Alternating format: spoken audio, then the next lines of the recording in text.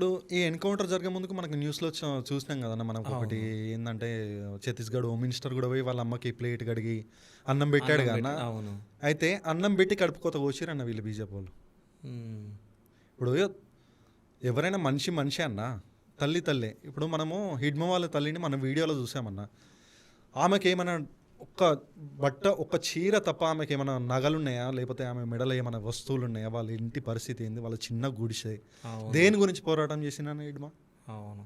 ఆ? కానీ నిజమన్నా మీరు చెప్పింది నేను దానికి నేను ఏకీభవిస్తా. ఎందుకంటే ఇప్పుడున్న పొలిటికల్ లీడర్ల వాళ్ళు కానీ వాళ్ళ ఫ్యామిలీ మెంబర్స్ మంచి మంచి నగలు పట్టు చీరలు కట్టుకొని తిరుగుతూ ఉంటారు. నిజం చెప్పాలంటే ఆమె చీర కూడా కట్టుకోలేదన్న. అన్నా అన్న, నేను నిజంగా ఏమంటున్నా అవును. అవును చూసిన నేను కూడా. చూసినావు ఎంత బాగా అనిపిస్తుంది వాళ్ళు.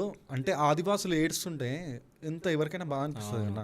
ఇప్పుడు నేను నువ్వు ఈ మీడియా ఇప్పుడు మనం చూసుకుంటా ఈడ మాట్లాడుకొని వాళ్ళ గురించి బాధపడుతూ తప్ప ఇప్పుడు మనము అంటే మనకు ఉందన్న పోరాటం చేసే శక్తి ఉంది, అది దానికి కూడా టైం వస్తుంది. హ్మ్.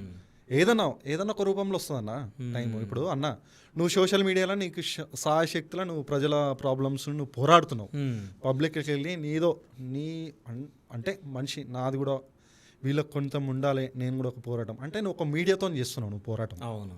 ఇప్పుడు నువ్వు సోషల్ మీడియాతో చేస్తున్నావు అన్న పోరాటం, హ్మ్. వాళ్ళేమో గన్నులతో చేసిరు. అవును. అట్లా ఏదో ఒక రూపంలో ఉంటుంది అన్న పోరాటం అనేది. అవును. అట్లా హ్మ్. అయితే ఇప్పుడు హిడ్మది అంటే బూటకమే అంటవా? ఖచ్చితంగా 100%. ఓకే.